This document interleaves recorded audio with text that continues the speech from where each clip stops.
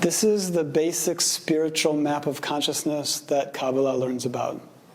It's called the Tree of Life, the Eitz Chaim. So first of all, it's not balls and lines. It's all consciousness. We have tens of thousands of pages of spiritual wisdom discussing the Tree of Life. This is just like an ancient way it's kind of logoed out kind of thing. We learn in Kabbalah that everything in reality in some way maps into this. It's kind of like a spiritual DNA of life. It's a map of our bodies, 10 different parts of our bodies. It's a map of our inner psychology, 10 aspects of our personality. It's a map of colors, sounds, nations of the world. Everything maps into it. There's 22 lines that connect them, and they are associated with the 22 Hebrew letters of the alphabet. Each Hebrew letter represents a particular spiritual energy. Now, this is the whole learning of Kabbalah, but very, very simply, it's a map of our spiritual progression. It's mapping out how all the boundless goodness that's flowing from the source of reality works its way down through all of the spiritual realms to what we're experiencing right now. And it's the ladder of how we work our way back up. The Tree of Life is also like the key that unlocks the inner understanding of the Torah. We learn that the whole Torah is not just a simple literal reading, but we learn that the whole Torah is written in a coded language, and that the Torah is all very exacting spiritual information, maps of consciousness.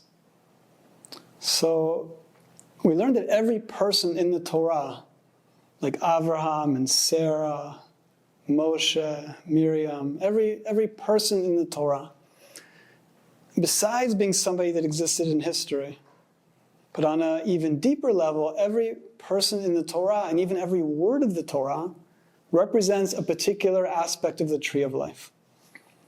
So once we learn which person or which word in the Torah is which aspect of the Tree of Life, and we learn which aspect of the Tree of Life is which part of our inner self, we can now read the entire Torah as maps of consciousness.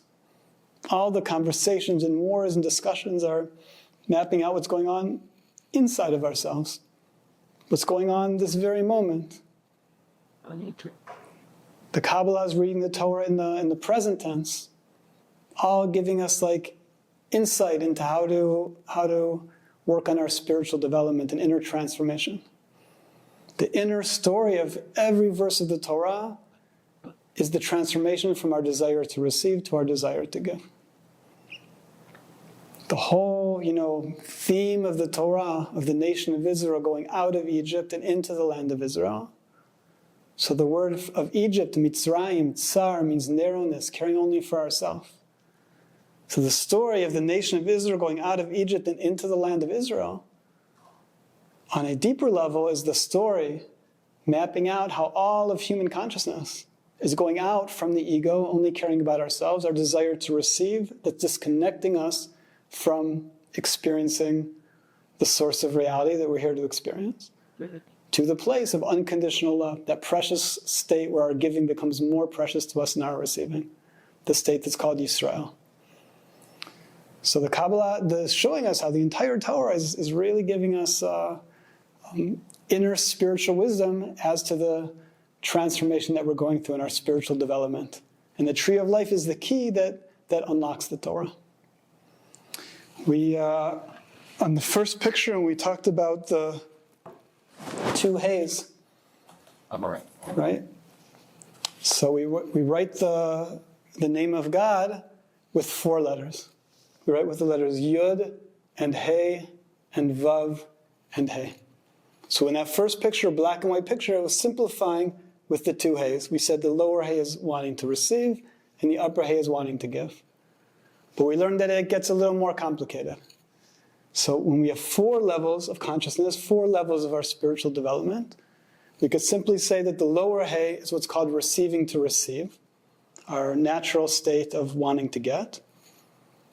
The next level up is called giving to receive. It's a state where we're giving, but we still are rooted in wanting to get from it. The next level up is called giving to give. That's an exalted spiritual level where we reach a state of unconditional love. We're able to give truly out of love, without any self-interest involved, truly out of love for the other. This is a state that's called tikkun olam.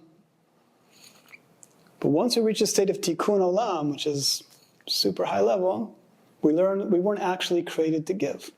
Because we learned the source of reality doesn't need anything. It's all here for us.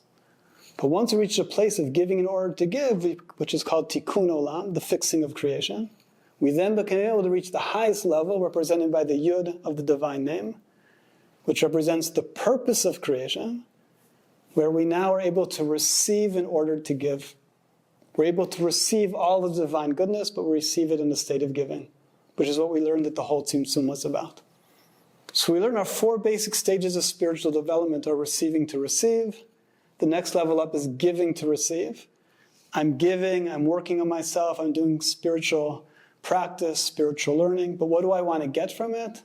I want to get a state of being able to truly give. I want a state of unconditional love. And when we're able to reach that state of unconditional love, when we finally complete that, state of tikkun olam, giving to give, which brings us to receiving to give. So although we simplified in the first picture with the 2 hays, receiving and giving, it's the same process, it just got a little more developed. And then the tree of life is even more development of it, because there's a level beyond the yud, and the vav contains other levels. So the tree of life, the 4 letters of the divine name, we learn is the spiritual DNA that everything is rooted in. And at its zeros and ones, we have the 2 hays, receiving and giving. But then the ideas get much more expanded. Although each of these levels, called sfirot, have names, in this particular picture, it's written ahava with each level, which means love. Because each level, as we're ascending in consciousness, are deeper and deeper levels of love, an experience of love. In Hebrew, the vowel sounds, which are notations, in Kabbalah are notations that represent these different spiritual levels. So this picture is sort of the key to which vowel sound is the notation for which spiritual level. Something interesting is that the word ahava, love, is very similar to the 4 letters of how we write the word for God.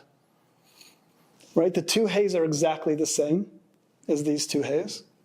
The vet here is very similar to the vav. They have similar sounds. You can switch them in Kabbalah for secrets of words. And aleph and yud also have like a direct connection. So the 4 letters of ahava are they parallel the 4 letters of the way we write the word for God. And in the Zohar, in the Kabbalah, it talks about the 4 letters of ahava in a similar way as it talks about the 4 letters of God's name. So you'll normally see in books of Kabbalah, we see the tree of life, mapped out so simple like this and in many different ways.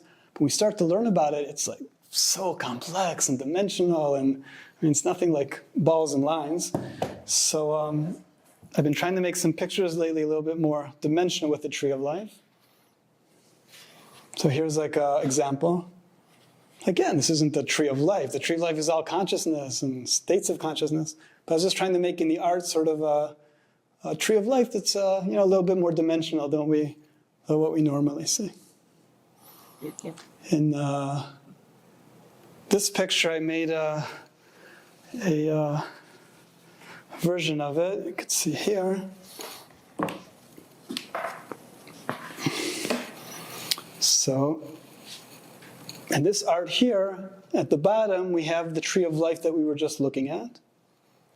But here, the keter, the highest level, becomes the malchut, the lowest level of the next tree up. And the idea here is because we learned that ultimately we're developing through 5 levels of the soul that are called nefesh, ruach, neshama, chaya, and yechida. So it's just an idea of showing how all of these ideas, expand and go to wondrous depths that we can learn about and work with and try to help us in our inner transformation, in our inner spiritual development.